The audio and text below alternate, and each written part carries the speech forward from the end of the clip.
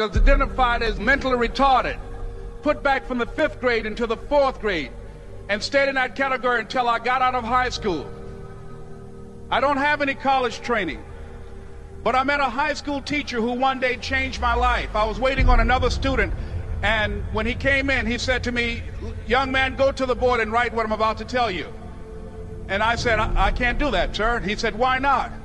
I said, "I'm not one of your students." He said, "It doesn't matter. Follow my directions now."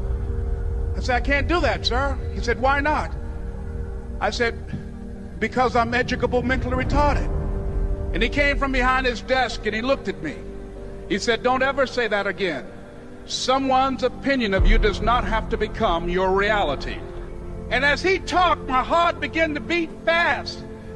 Tears began to run down my eyes, and I was in the back just listening to him, because the speech he was giving, that speech was for me. And he said, "Les Brown," he said, "if you want to do anything worthwhile in life, you've got to be hungry." I told Mr. Washington I wanted to become a disc jockey. And so I started working to develop myself. He said, "I want you to practice every day being a disc jockey." I said, "But I don't have any job now." He said, "It doesn't matter."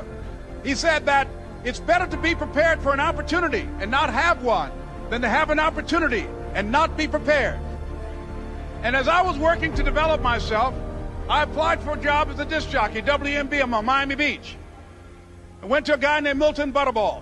I said, "How you doing, Mr. Butterball? I'd like to get a job as a disc jockey." He looked at me, he said, "You have any broadcast background?" I said, "No, sir, I don't." "You have any journalism background?" I said, "No, sir, I don't." He said, "We don't have any jobs available." I said, "Yes, sir." I went back to Mr. Washington and I told him. He said, "Don't take it personally." He said, "Most people are so negative, they will have to say no 7 times before they say yes." He said, "Go back again." So I went back again. I said, "How you doing, Mr. Butterball? My name is Les Brown." He said, "I know what your name is. What do you want?" I said, "I'd like to know whether or not you have any jobs as a disc jockey, sir." He said, "Didn't I just tell you yesterday we didn't have any jobs?" I said, "Yes, sir, but I know whether or not somebody got laid off or somebody was fired, sir." He said, "No one was laid off or fired. Now get on out of here." I came back the next day like I was seeing him for the first time. I said, "Hello, Mr. Butterball, how are you?" He looked at me with rage. He said, "Go get me some coffee." I said, "Yes, sir." And I went to get him some coffee. After a while, I would get their lunch and dinner, and I would go in the control rooms and take the disc jockeys their food, and I would not leave until they would ask me to leave. One Saturday afternoon, while I was at the radio station, a guy named Rock was drinking while he was on the air. I was the only one there, looking at him through the control room windows, walking back and forth, young, ready, and hungry.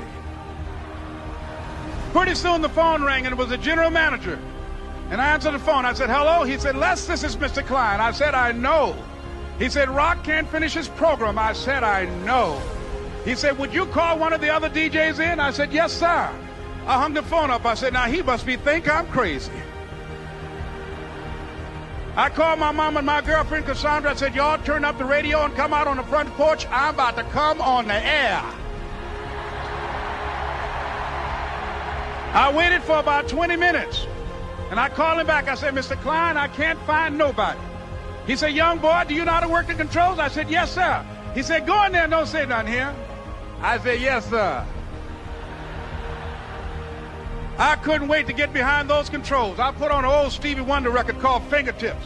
I sat down behind that turntable. I said, "Look out, this is me, LB Triple P, Les Brown, your platter playing papa. There were none before me, and there will be none after me. Therefore, that makes me the one and only. Young and single and love to mingle, certified, bona fide, indubitably qualified to bring you satisfaction, a whole lot of action. Look out, baby, I'm your love man." I was hungry. I was hungry. You got to be hungry. Begin to know that you have greatness within you. And if just one of you here begin to envision yourselves as being blessed and highly favored to reach your goals, if just one of you capture the essence of what that means, that you have greatness within you and a responsibility to manifest that greatness, that you can make your parents proud, you can make your school proud, you can touch millions of people's lives And the world will never be the same again because you came this way. It was hard, ladies and gentlemen, coming to speak to people. And I was facing financial difficulties in my own life. I was behind on my bills and my dreams, and I'm saying to them, you can live your dream. It was hard, ladies and gentlemen. It was very difficult to pick myself up each day believing that I could do it. There were times that I doubted myself. I used to ask myself, can I do this? And something said within me, you're the one. Don't give up on your dream. By continuing to push forward, by continuing to run toward my dream, that one day I would have my own talk show.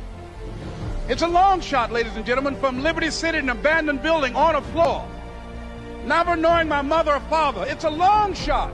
Being here with you today in this dome in Atlanta, it's a long shot. No college training, labeled educable, mentally retarded, but I kept running toward my dream. Don't stop. Don't stop running